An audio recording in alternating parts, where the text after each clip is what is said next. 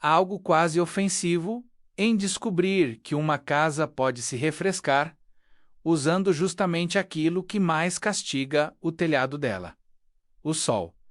Não um aparelho barulhento, não uma máquina escondida atrás da parede, não um sistema sofisticado que depende de gás, motor, manutenção e conta de luz subindo mês após mês.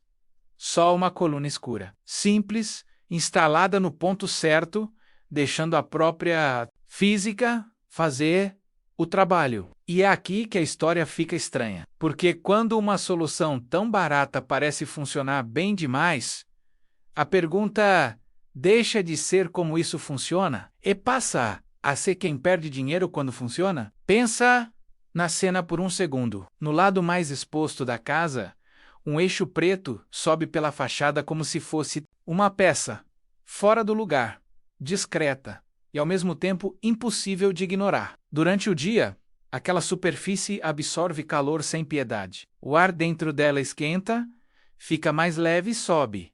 Quando sobe, puxa o ar de baixo. E, de repente, a casa inteira começa a respirar. O ar mais fresco entra pelas áreas sombreadas, pelos pontos baixos, por onde a temperatura está menos agressiva. Nada gira e nada vibra.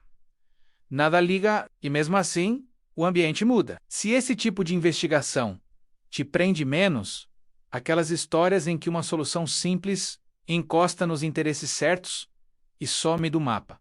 Menos, se inscreve agora, porque o que você vai ouvir hoje não é só sobre ventilação, é sobre o dia em que a arquitetura deixou de trabalhar para o morador e passou a trabalhar para o mercado. O que parece um truque é, na verdade, um princípio antigo. Tão antigo que chega a ser constrangedor chamar isso de inovação.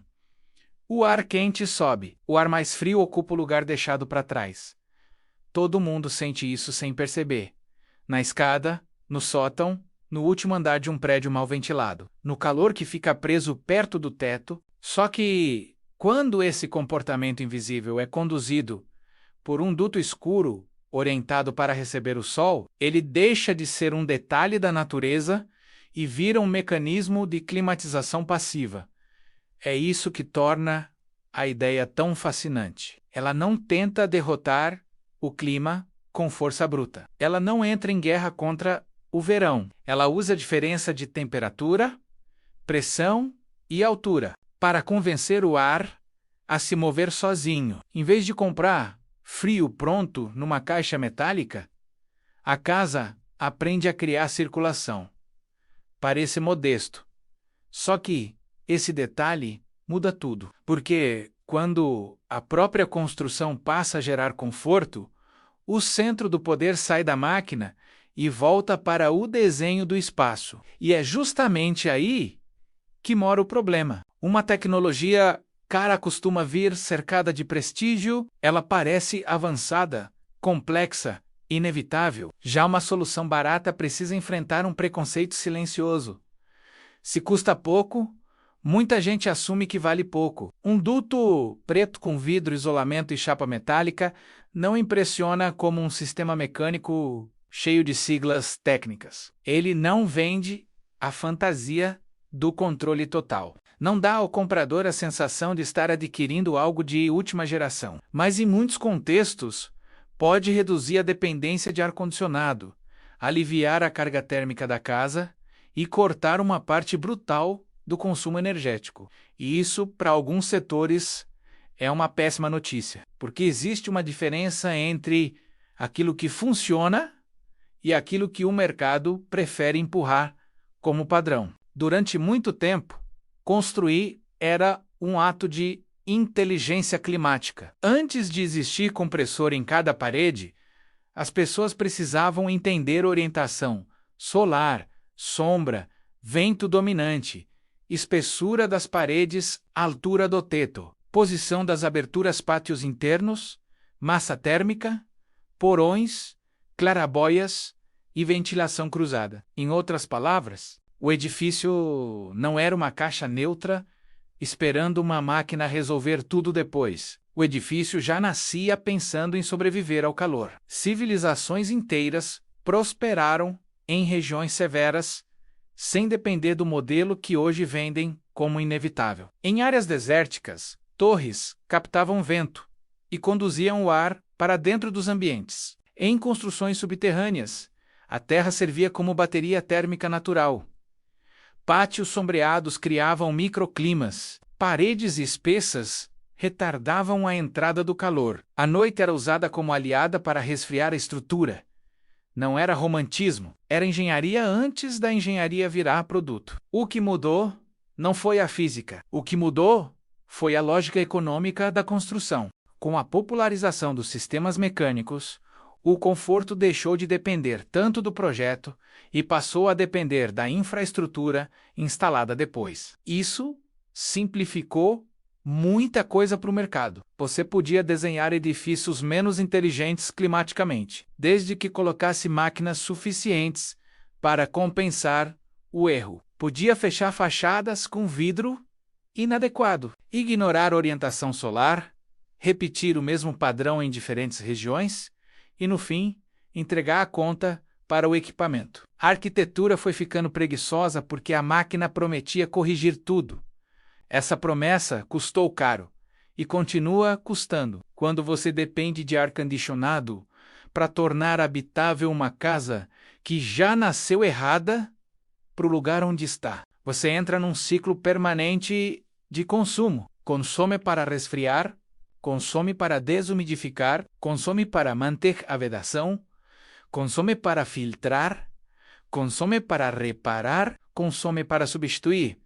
O conforto vira assinatura mensal. E um sistema passivo, mesmo que não elimine completamente o equipamento em todos os climas, ameaça esse modelo porque reduz a fome da casa por energia. Ele diminui a centralidade da máquina. E tudo que diminui consumo recorrente enfrenta resistência. Agora vem a parte que quase ninguém explica direito. Quando dizem que algo foi proibido, raramente significa uma placa explícita dizendo isto é ilegal. O que acontece, na prática, costuma ser mais sofisticado e mais eficiente. A ideia é empurrada para fora do mercado por exigências, interpretações, padrões de conformidade, exigências de desempenho, responsabilidade civil, seguros, inspeções e hábitos de projeto.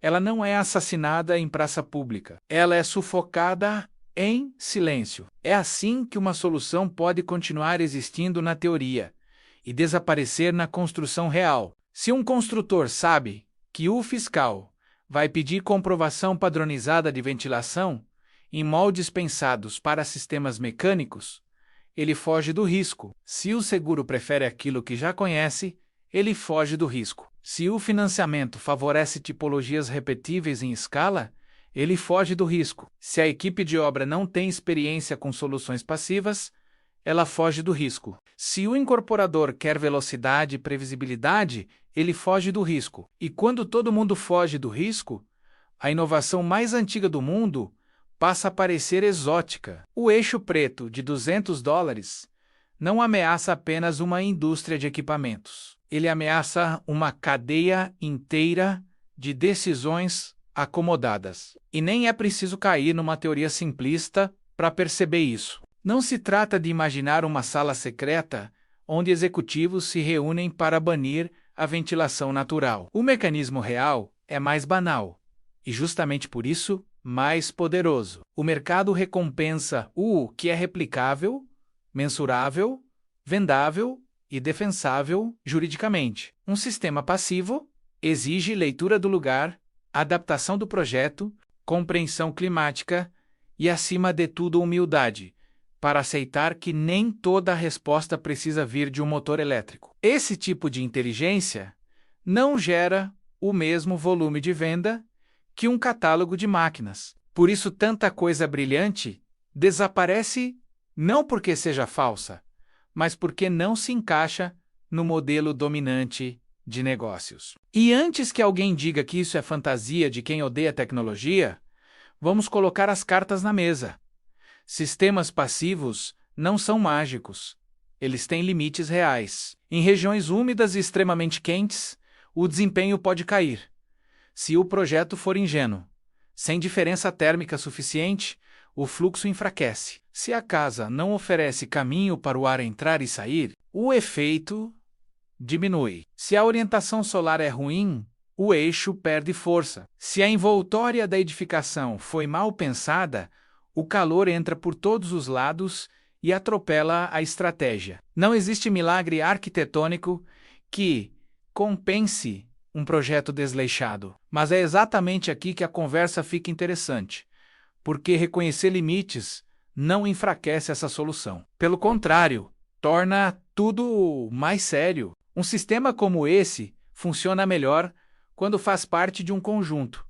Sombreamento externo, ventilação noturna, massa térmica, entradas de ar, em zonas frescas tubos, enterrados, áreas de transição, coberturas menos agressivas, materiais corretos. Quando tudo conversa, a casa deixa de lutar contra o clima e começa a operar com ele. E o resultado pode ser impressionante. Só que impressionante não significa popular. E deveria ser óbvio. Por quê? Uma casa que depende menos de máquina também depende menos de manutenção especializada, menos de upgrades constantes, menos de substituições periódicas, menos de contas explosivas em ondas de calor. Ela entrega uma forma de autonomia que o mercado raramente celebra, porque autonomia reduz dependência, e dependência é um dos ativos mais lucrativos do mundo moderno. Repara como a narrativa dominante foi construída. Conforto virou sinônimo de apertar um botão. Sofisticação virou sinônimo de isolamento completo entre corpo e ambiente. A boa casa passou a ser vendida como aquela que ignora o mundo lá fora. Sempre na mesma temperatura. Sempre sob controle. Sempre estável. Parece luxo, mas também pode ser lido como um rompimento radical entre a arquitetura e a realidade climática. Em vez de aprender a modular o calor, nós passamos a comprar potência para esmagá-lo. O eixo preto faz a pergunta que a indústria não gosta de ouvir. E se o problema não for falta de máquinas, mas excesso de dependência delas? Talvez seja por isso que ele incomode tanto no imaginário. Porque ele é feio demais para ser tratado como objeto de desejo e eficiente demais para ser descartado como charlatanismo. Ele não cabe na estética brilhante da tecnologia de consumo. Não vem com aplicativo. Não envia relatório para o celular. Não faz barulho de desempenho. Ele só fica ali, absorvendo calor, criando corrente de ar e humilhando. Soluções muito mais caras, com uma elegância brutal, a de quem não precisa se anunciar. É quase um insulto ao nosso tempo. Um lembrete de que o futuro às vezes parece velho. Existe também uma razão cultural por trás desse apagamento. Em muitos lugares, a arquitetura deixou de ser ensinada como arte de responder ao clima e virou, em parte, um exercício de compatibilização técnica com sistemas já pressupostos. Os estudantes aprendem softwares, normas, instalações, fachadas, eficiência calculada. Menos, tudo isso é importante.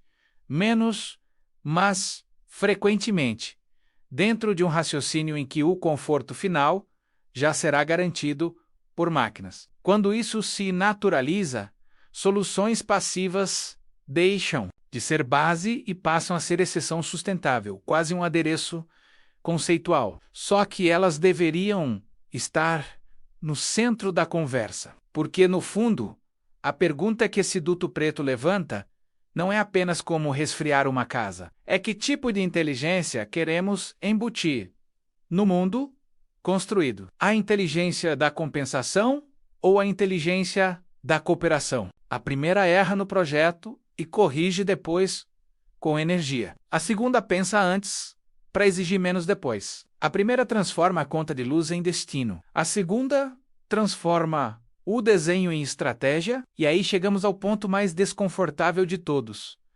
Muita coisa que hoje parece normal na construção civil não é normal porque seja a melhor solução. É normal porque ficou fácil de repetir, fácil de aprovar e fácil de vender. Quando uma tecnologia passiva ameaça essa normalidade, ela não enfrenta apenas argumentos técnicos. Ela enfrenta inércia, cadeia de fornecimento, modelo de treinamento, cultura de obra, linguagem comercial e, acima de tudo, o medo de sair do script. O script dominante diz o seguinte: se você quer conforto, você paga por ele para sempre. Paga na compra, paga na instalação, paga no consumo, paga na manutenção, paga na troca. O eixo preto rasga esse roteiro. Ele diz que uma parte importante do conforto pode nascer do entendimento de fenômenos básicos. E quando uma solução barata reduz a necessidade de uma solução cara, a discussão nunca permanece puramente técnica por muito tempo. Ela vira disputa de narrativa. Por isso, o verdadeiro escândalo não é se uma casa pode ou não usar um mecanismo desses. O verdadeiro escândalo é o quanto fomos condicionados a achar improvável que isso seja possível. Fomos treinados a desconfiar da simplicidade. Acreditamos mais facilmente em um equipamento complexo do que em um princípio físico bem aplicado. Achamos plausível pagar caro para resfriar um espaço mal projetado, mas suspeitamos de um sistema passivo porque ele parece simples demais. Essa inversão de lógica talvez seja o maior triunfo do mercado sobre o bom senso. E ainda assim, a realidade insiste em escapar. Toda vez que uma casa bem orientada fica surpreendentemente suportável no calor, mesmo sem máquina no talo, a verdade reaparece. Toda vez que um edifício usa sombra, massa térmica, ventilação e exaustão solar para reduzir carga térmica, a verdade reaparece. Toda vez que um morador percebe que abrir e fechar a casa no momento certo, muda completamente a sensação interna. A verdade reaparece. O clima nunca deixou de conversar com a arquitetura. Fomos nós que paramos de escutar. Talvez seja por isso que a imagem desse eixo preto seja tão poderosa. Ele não representa só uma gambiarra genial ou uma curiosidade de nicho. Ele representa a memória de um conhecimento que quase foi enterrado sob concreto, vidro inadequado e toneladas de marketing. Ele aponta para uma tradição em que construir não era apenas empilhar materiais, mas organizar fluxos invisíveis de luz, vento, sombra e calor. Isso muda o peso da pergunta inicial. Por que foi proibido nos Estados Unidos? Talvez a resposta mais honesta seja esta: porque uma solução assim é difícil de encaixar num sistema que lucra mais quando a casa precisa de mediação constante para oferecer conforto. Não necessariamente porque alguém tenha medo da física em si, mas porque a física, quando bem usada, devolve independência ao morador e exige mais inteligência do projeto do que do consumo. E independência raramente é o produto favorito de mercados gigantes. No fim, o eixo preto não foi rejeitado por ser primitivo. Foi rejeitado justamente por revelar uma verdade moderna demais: a de que eficiência real não é encher a casa de aparelhos, e sim descer em ralar para depender menos deles. Essa ideia, se levada a sério, reescreve prioridades, obriga construtores a pensar melhor, obriga compradores a fazer perguntas melhores, obriga cidades inteiras a admitir que talvez tenham normalizado edificações energeticamente preguiçosas, porque havia uma indústria pronta para monetizar essa preguiça. E aqui está a revelação central desta história. O objeto mais perigoso não é a coluna preta presa na parede. O objeto perigoso é a casa que aprende a se defender sozinha do calor, porque no momento em que a própria arquitetura volta a produzir conforto, muita coisa vendida como indispensável começa a parecer o que realmente é compensação: cara, para erro repetido em escala. Talvez o futuro da climatização não esteja apenas em máquinas mais eficientes, mas em edifícios que precisem menos delas. Talvez o avanço real não seja um aparelho mais inteligente, e sim uma casa mais sábia. Talvez a pergunta não seja por que aquela solução foi empurrada para fora, mas quantas outras também foram menos, e quantas continuam escondidas sob a poeira de normas, interesses e hábitos que ninguém ousa revisar. Então, da próxima vez que você ouvir alguém tratar conforto térmico como sinônimo de equipamento, lembra desta imagem, uma faixa escura subindo pela lateral da casa, silenciosa, barata, quase ridícula à primeira vista, e ainda assim poderosa o suficiente para expor um sistema inteiro. Porque quando um pedaço de arquitetura de baixo custo consegue fazer o ar se mover, reduzir dependência energética e devolver protagonismo ao desenho do espaço, ele não desafia só o calor do lado de fora. Ele desafia o modelo de negócios do lado de dentro. E talvez seja exatamente por isso que tanta gente prefere chamar isso de curiosidade, excentricidade ou impraticável, em vez de admitir o óbvio. Nunca foi apenas sobre resfriar uma casa. Sempre foi sobre quem controla o conforto. Quem lucra com a necessidade e quem perde quando a solução cabe numa parede, custa pouco e funciona em silêncio. No fim das contas, o que essa história revela é perturbadoramente simples. O sol que castiga sua casa o dia inteiro também pode ser usado contra o próprio calor. O ar que parece parado pode virar corrente. A parede pode virar máquina. O projeto pode virar economia e uma ideia antiga tratada como nota de rodapé por décadas pode acabar expondo uma das maiores fragilidades da construção moderna. Nós nos acostumamos tanto a comprar alívio que esquecemos como desenhá-lo. E quando uma sociedade esquece isso, ela não perde só eficiência, ela perde imaginação.